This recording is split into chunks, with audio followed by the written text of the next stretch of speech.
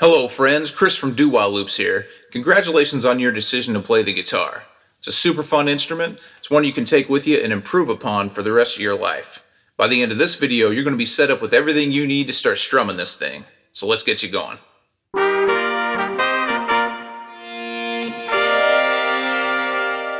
Okay, to start off with, let's take a look at the guitar itself so you can get a little bit more familiar with that instrument that you're holding there in your hand. Okay, so first off, there are two main types of guitars, acoustic and electric. Acoustic guitars are meant to be heard without being plugged into any kind of amplifier. Electric guitars are just the opposite. They're meant to be plugged into an amplifier in order to make a decent sound. If you don't know which kind you have, no worries. Acoustic guitars are usually hollow with a big sound hole in the middle. Electric guitars usually have pickups and knobs on them. Either one will work to start out with, so just use whatever you got. Regardless of the type of guitar you have, here are its parts. We have the two main sections of the guitar, the body and the neck. At the end of the neck is the headstock. If you look, you'll see the strings wrapped around little pegs, which are called tuning pegs. These are what you use to, yeah, that's right, tune the guitar. Moving down the neck, you'll see the fretboard, which is composed of the individual frets. These are what you'll use to play individual notes on each string. The small ridge that separates the fretboard from the headstock is called the nut. The one on your guitar probably has little grooves on it that the strings are sitting in, and this is responsible for keeping all the strings in place. Moving on to the body of the guitar, this is where acoustic and electrics are a little different. On an acoustic guitar, this part is called the sound hole, because that's the hole where the sound comes out. On the electric, these things are called the pickups, which is what is picking up the sound and transporting it to your amplifier. If you have more than one pickup, you probably got a switch on there, which will select different pickups to send to your amp. You also probably got some knobs, which are for adjusting the volume and tone on the guitar. You won't need to mess around with those too much at the beginning, but feel free to fiddle around with those until you get a sound that you like. Finally, down at the bottom of both kinds of guitars is what's called the bridge. This serves as a place to hold the other end of the string in place, much like the nut does up towards the headstock. Awesome. So that's the guitar itself. Now let's take a look at the strings and how to tune this thing. Okay, so each one of these strings can be tuned to any number of notes, and that combination of notes is called a tuning. And there are all kinds of tunings for the guitar, but we're going to be using what is called standard tuning. For this, here are the notes that each string is tuned to. We have E, A, D, G, B, and E. Here's what all those notes sound like together.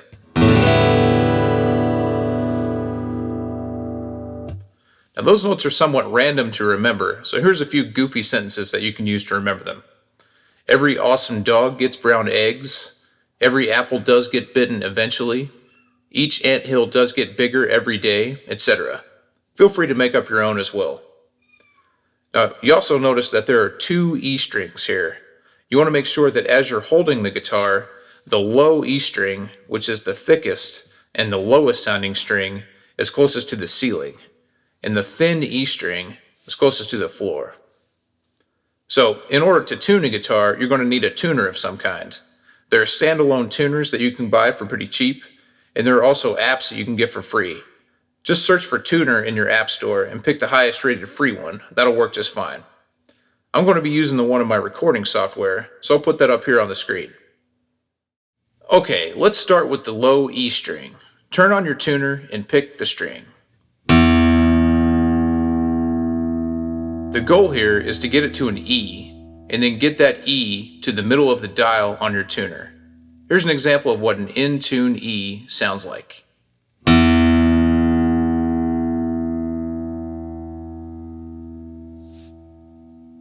Now follow the low E string all the way up the neck to the headstock, and you'll see that the string wraps around its tuning peg right here. And you see that little knob here, that's what you're going to be twisting to tune this individual string. Now pick your E again and use your ears to see if the pitch needs to go higher or lower than this.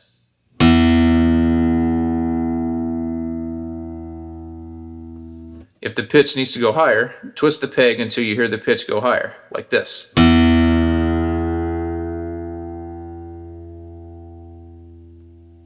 If it needs to go lower, you twist it the other way, like this.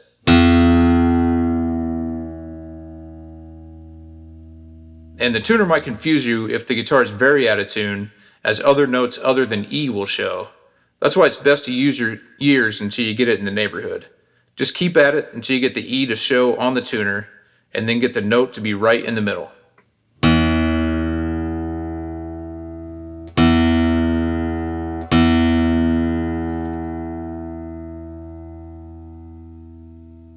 Also, a side note, if you have a piano and you know where the note E is, then you can use that as well. So after that, you repeat the process for the rest of the strings. I'm going to play an example of each one of the strings in tune, just so you can have a reference as you're tuning up. If you're already tuned up, feel free to use the chapters to skip ahead in the video. So here's our low E.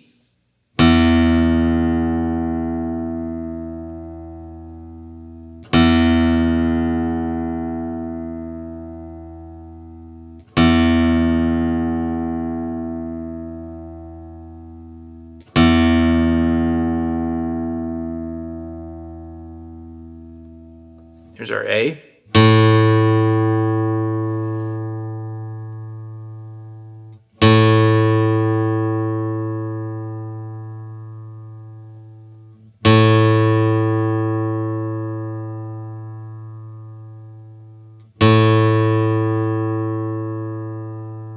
Here's our D.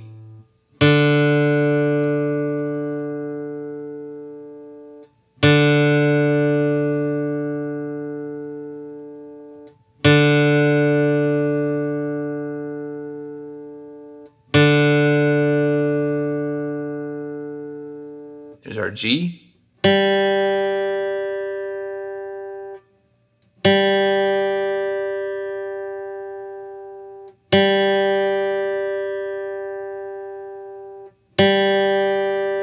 And our B.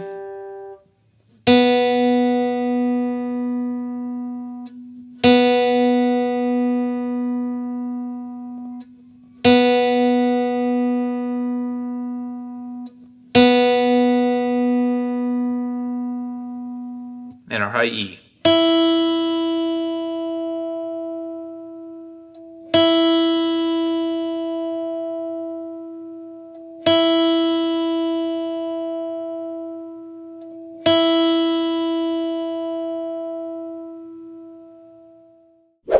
Okay, cool. Now you're all tuned up.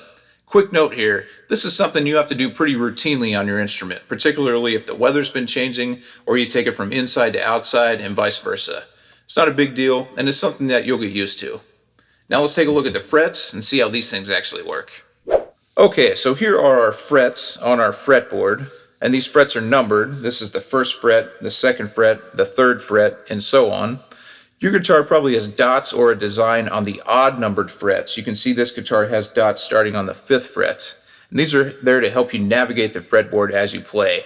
So it's on the odd number. So we got 5th, 7th, 9th, and then most guitars usually skip and they'll have a double dot or a design of some kind on the 12th fret.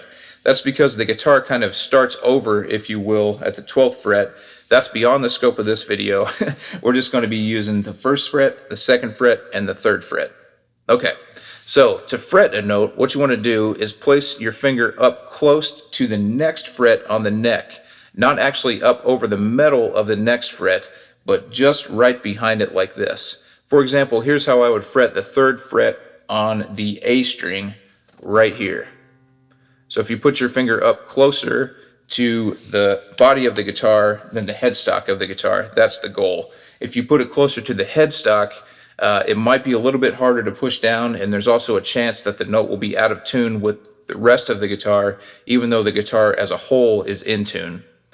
So go ahead and fret the 3rd fret on the A string right there, and it should sound like this.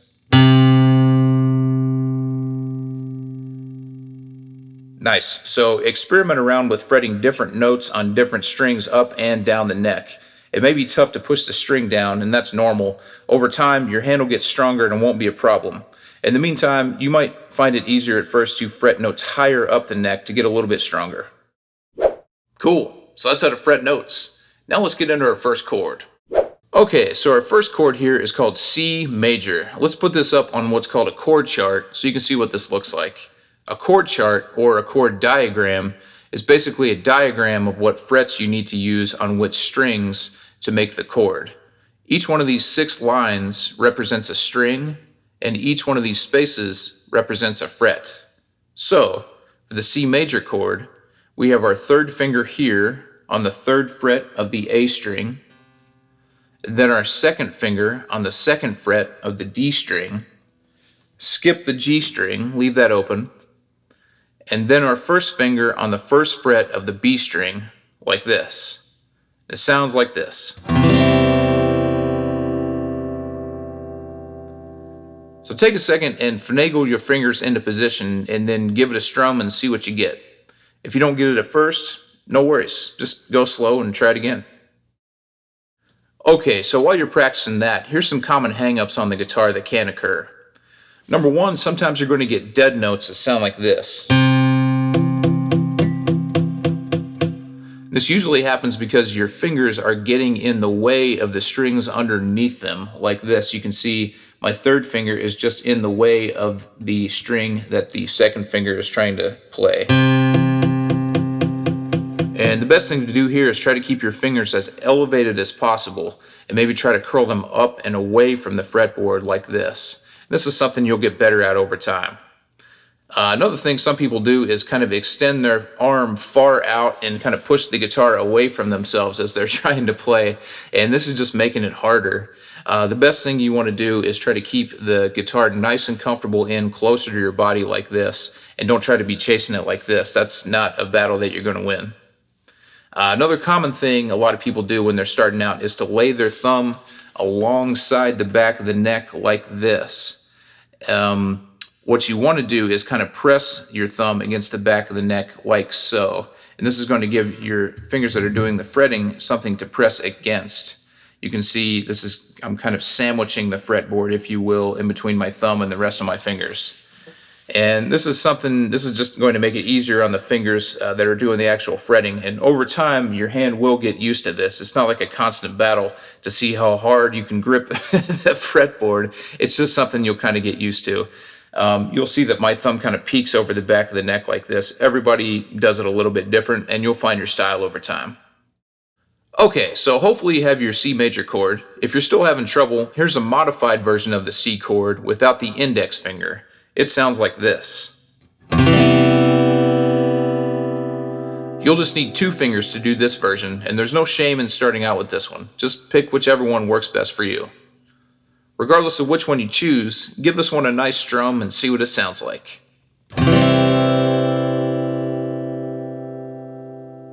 Awesome. Now you know the C major chord. Very nice. That's our first chord in the books. Now let's move on to chord number 2, which is A minor. Okay, so an A minor chord looks like this on our chord chart. But just for a second though, let's go back to our C major chord, which looks like this. The easiest way to find A minor is to find a C major chord, keep your middle and index fingers planted, or just your middle finger if you're using the modified version, and bring your 3rd finger from the A string and tuck it right underneath your middle finger on the 2nd fret of the G string. Here's a couple of passes of what that looks like. I'll do it again. So I bring my finger and just tuck it right in there on the 2nd fret of the G string.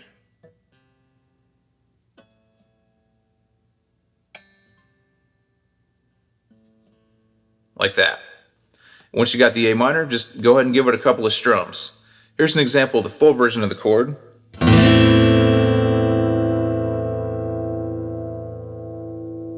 Here's the modified.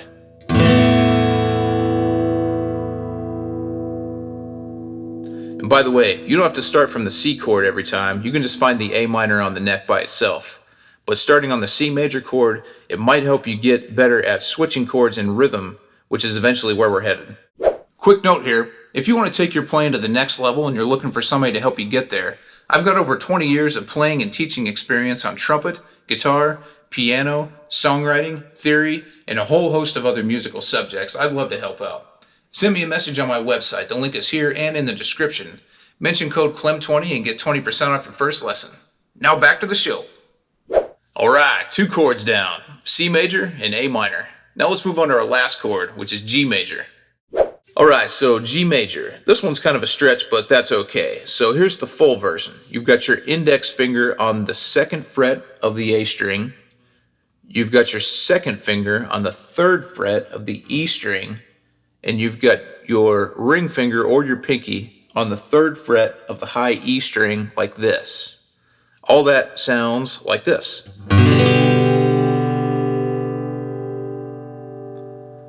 And if that's too much of a stretch at the beginning, it's not a problem. You can do a modified version, which just removes the high E string, and it sounds like this.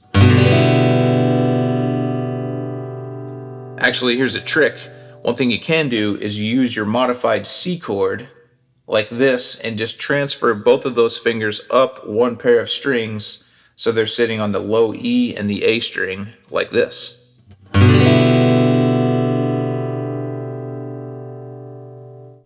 Awesome. Now you know 3 chords on the guitar. Now let's work on strumming these puppies in rhythm. Alright, so our goal here is to switch chords in rhythm like so.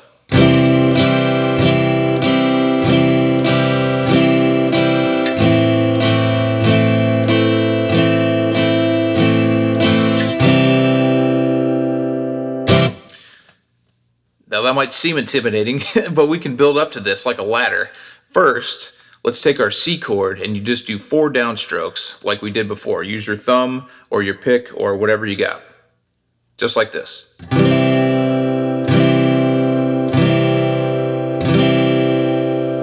Sweet. Now, switch to your A minor chord, however long that takes, not a big deal, and just do 4 more downstrokes like this.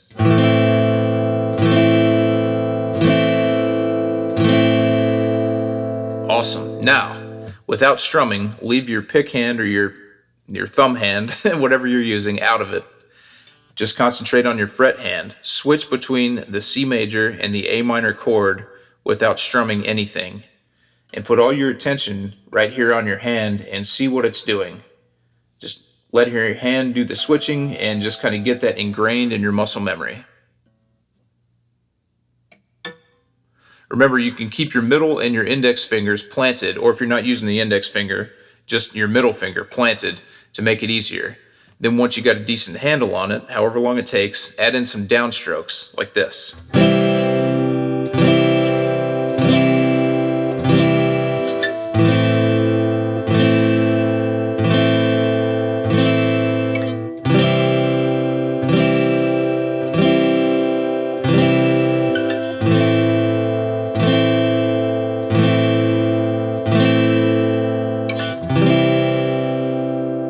Awesome. Don't worry about if that takes you quite a few tries to get, and don't worry about if it's in rhythm right now. Don't even worry if you don't get it all in one sitting. We're building muscle memory here, and it just takes a while. But once you got just the downstrokes happening, then let's add in some upstrokes. And the upstroke is the opposite of a downstroke, and it's nothing more than just running your pick or your thumb or your fingers, whatever you're using, across the strings, up across the strings, as you reset between downstrokes. Here it is. I'll just do it on C major.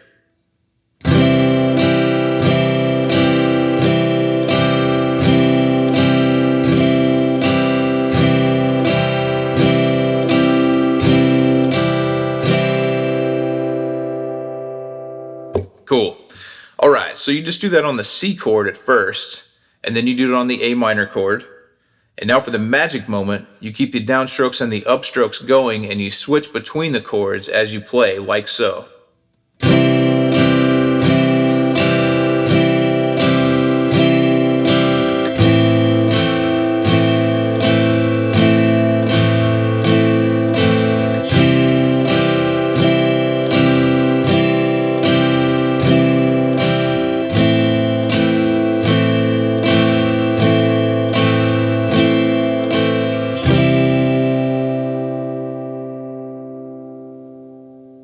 And that's it. You just keep practicing that until it's second nature. Okay, cool. When you got that down, what we're going to do is alternate between switching from C major and A minor to C major and G major. And the best thing to do would be to practice switching from C major to G major just with your left hand, just like you practice going from C major to A minor.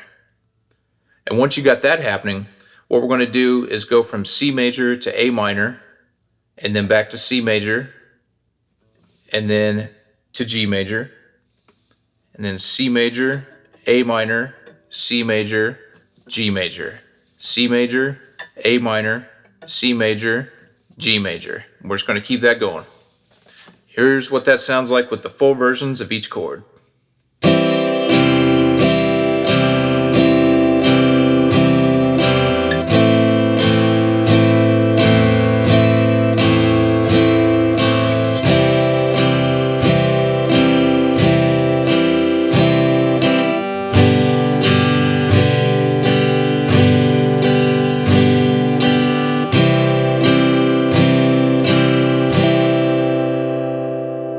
Etc.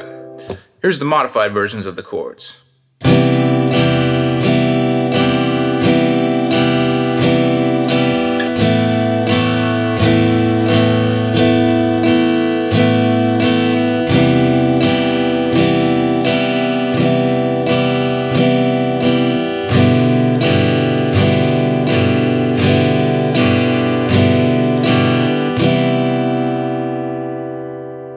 Haha, that's it. Nicely done. Now you're playing the guitar.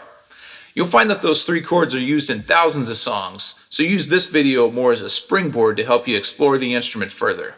Also, you can use the technique of isolating the chords and then working up to switching between them in rhythm to help you learn all kinds of different chords and songs. And that's it for the intro video. I appreciate you watching. Please drop a like if you got something out of it, and if you're new here, please subscribe to the channel and hit the bell. You'll be the first one to know, and it don't cost nothing. Aside from that, Chris Clemons from doWhileLoops. Take it easy and enjoy making music.